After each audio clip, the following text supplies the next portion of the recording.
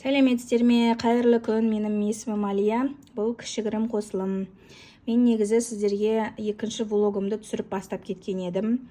Бірақ өкінішке орай ол влог YouTube каналға шықпайтын болды. Өйткені ол уже түсініксіз болып кетті да. Мен сіздерге айта кетейін, мен 20-сы күні магазинге, ойыншықтар магазины ашылатын болып, ойыншық емес, қолөнер магазины ашылады деп маған хабарлама келді. Сол магазинге ойыншықтарыңызды алып келіңіз, өтініш деп ұсыныс келген болатын. Мен ойыншықтарымды жарайды тапсырамын ғой деп тоқып, сөйтіп алдындағы влогта көрсеткен аюды до конца оформить етіп, тағы да сондай аюларды тоқып бастап 20-сы күні алып барам деген үмітпен жинала бастаған тұғынмын. Үйдегі брелоктарымды, басқа да көрсетіп жүрген ойыншықтарымды бәрін жинап. Сөйткенде 20-сы күні таңертең 7-де тағы да WhatsApp сообщение келді. Өкінішке орай ремонт бәрі аяқталғаннан кейін Оси сол магазиндегі трубаларды ауыстыратын болды. Барлық жөндеу жұмыстары біткеннен кейін хабарласамыз деп. Сонымен 20-сы күні мен ешқайда бармадым. Бірақ 20-сы күні мен өзімнің алғашқы Pinduoduo'дан заказ берген жібімді алып кеттім. Ол міне 4 моток плюшевый жіп. Мен негізі бұны 1 моток па деп ойладым. Сөйтсем суретінде 3 мотоктың суреті тұрды. Сосын бір упаковкада 3 моток ақ жіп шығар деп ойлаған болатын. Сөйтсем 3 емес 4 моток. Этикеткасы дымы жоқ, бірақ өте қалың. Дым шашылмайды екен, дым не сыпется в этой пряже. Прямо әдемі жіп екен. И маған бұл пряжаға сыйлыққа андай бамбуковый спицы салып жіберіпті. Негізі өте приятно. Ол спицадан бөлек мынандай медвежонок аппликация салып жіберіпті. Бұл клейленеді. Андай детский сумкаларға, я болмаса киімге клеить етуге болады, әдемі. Және де бұлардан бөлек тағы да мынандай плюшевый жіпті тігуге арналған ине салып жіберіпті.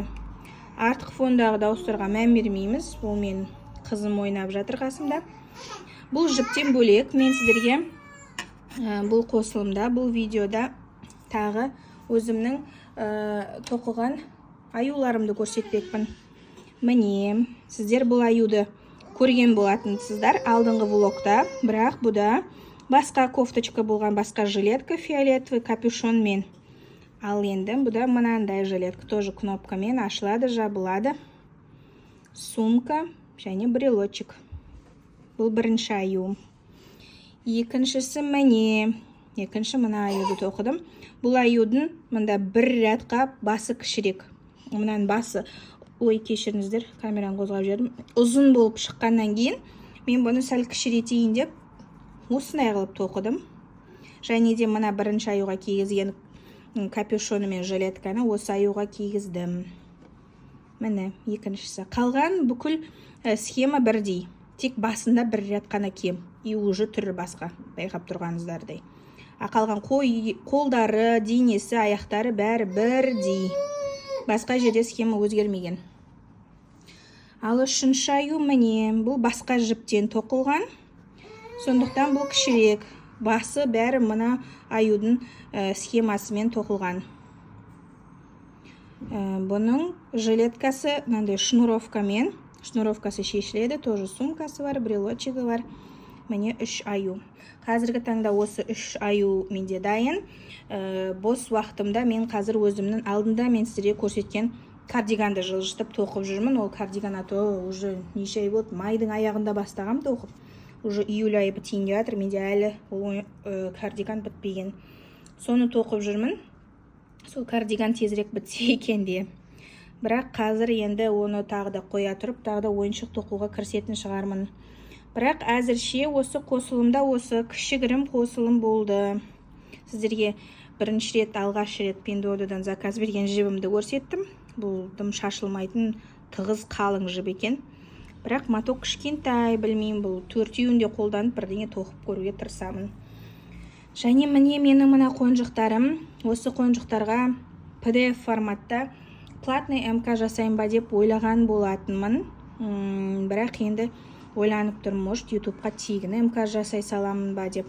YouTube'қа видео мастер-класс түрген қазір маған оңайрақ болып тұр. көреміз ол жайында.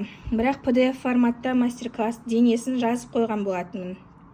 Может, ойыншықтың өзін денесін, полный аюдың өзін тоқылу жолын PDF форматта шығарармын. Ал жилеткасын осы YouTube каналда бірге тоқитын болармыз. Жилеткасын, сумкесін қалай тоқу керек екенін мен сіздерге осы YouTube каналда көрсететін шығармын деп ойлап отырмын алдыңғы уақытта. Сондықтан келесі видеоны күтіңіздер. Келесі видеоларда бәлкім мен сіздерге жилеткасын көрсетемін. Егер МК шыққан болса, МК-ның шығылу жайында және оны қалай алуға болатын жайында сіздерге хабарлап айтатын боламын. Осы қосылымда осымен тәмам. Соңына дейін көргендеріңіз үшін үлкен рахмет. Мені қолдап, лайк басып, комментарий жазып кетіңіздер.